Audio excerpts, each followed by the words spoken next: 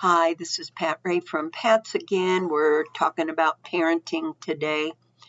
In particular, we are talking about how to prevent child abuse and what to do when kids try to talk back or do talk back. Okay, this is important. I need you to print your first and last name on that paper. I need you to put today's date, the type of group, which is parenting, and the topic, what to do when kids talk back. Now, these videos will be going away very soon, and we will be having the online Zoom and in-person groups at Pat's. Starting in July, we will have in-person. So, for example, on Saturdays at 1:30, we will have face-to-face groups. However, you need to call in advance to set up your place, to reserve your place. We will only allow 6 people in the group. So 1:30 on Saturdays, starting the week of July 1st. We will also do Zoom at the same time so that people can observe the group and be a part of it. So for Zoom, you will go and download the Zoom app. You will set up your profile, which means making a username and password. When you call to reserve your place for the group, you will be given the meeting ID number. So then you will go to Zoom, you will log in with your username and password. It will ask you for a meeting ID number. You will enter that number and be admitted to the Zoom group. So again, that will be on Saturdays at 1:30. We will also have another Zoom group on Tuesdays at 12 noon. So you have a choice. Tuesdays at 12 noon, that will also be in person and Zoom, and you will need to call to reserve your space.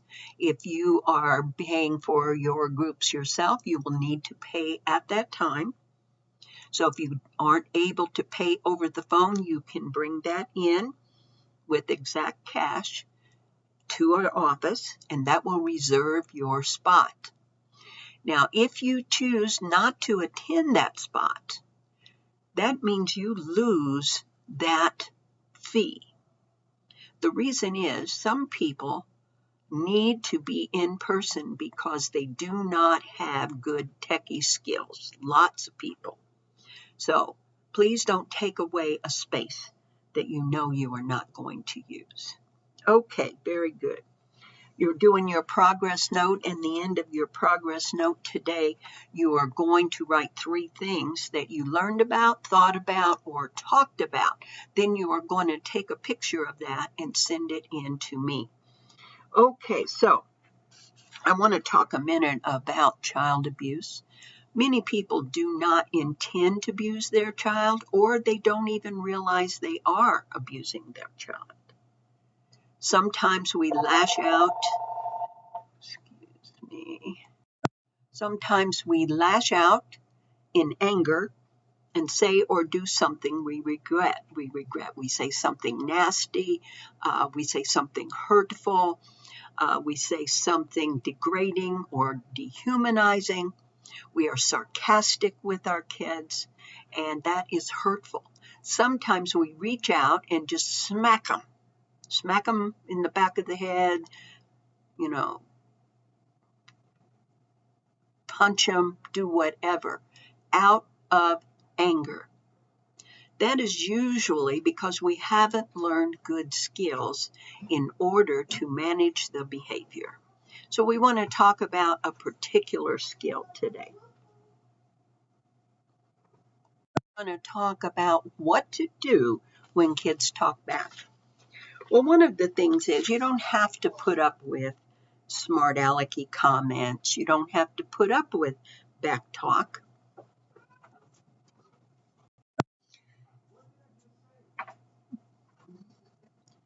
but how we respond to the child at the time either encourages and grows and strengthens our relationship with our children, which means then we're going to have better results down the road, or it weakens it.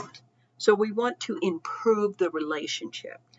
If we're too lenient, then the behavior could get worse and more worrisome and lead to problems.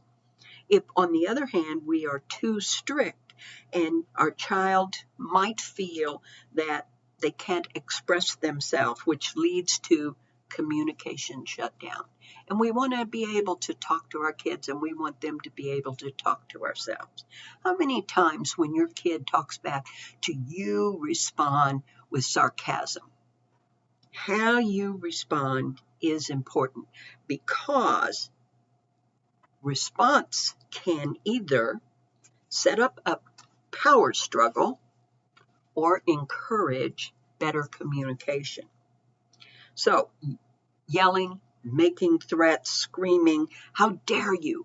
I'm your mother," will only make the problem worse, will escalate the situation. It's best to do our best to hold our tongue in the moment, take some deep breaths. I call it stop and think. Stop. Think about the consequence. Is this going to be helpful in the long run? So, number 1 is be quiet. Number 2, get some space. I may need to walk away. And number 3 is calm myself down.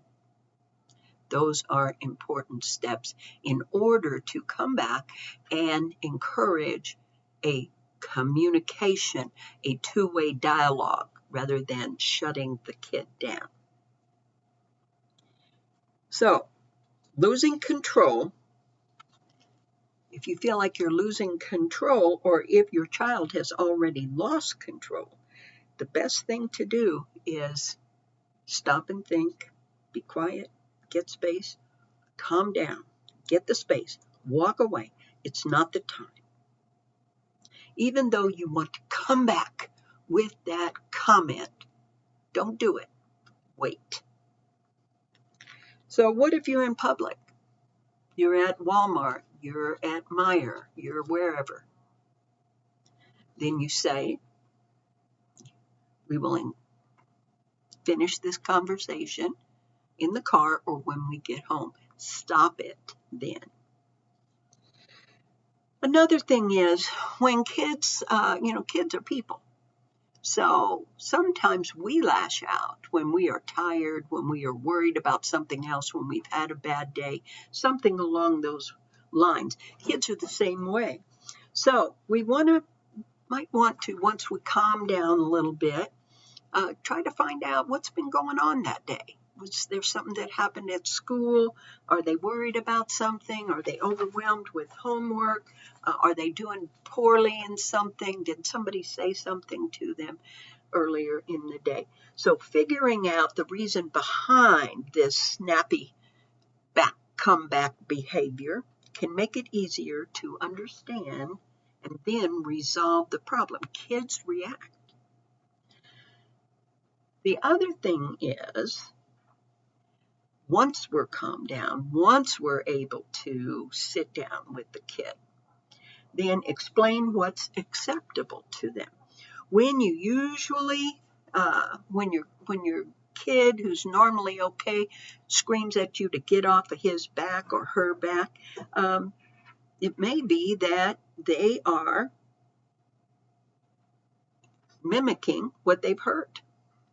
So it's time to sit down and explain that name calling, yelling, or telling you to go away is unacceptable behavior. And then the child should know ahead of time that there is a consequence for such behavior. Kids should always know the rules. Kids should always know what's acceptable. We should be making that known to them, not in the heat of the moment, but in a quiet time. And they should always know that there will be a consequence for unacceptable behavior. And they should know what that is. Taking the game or the iPad, not, going out with friends, whatever it might be. And then the big thing is calmly explain the consequence and do it. Don't let it slide. This is why it cannot be done in anger. If you want your child's behavior to change, you have to think ahead. You have to teach your child what is acceptable and what the consequences are and follow through with those consequences. The other thing is we must model our expectations.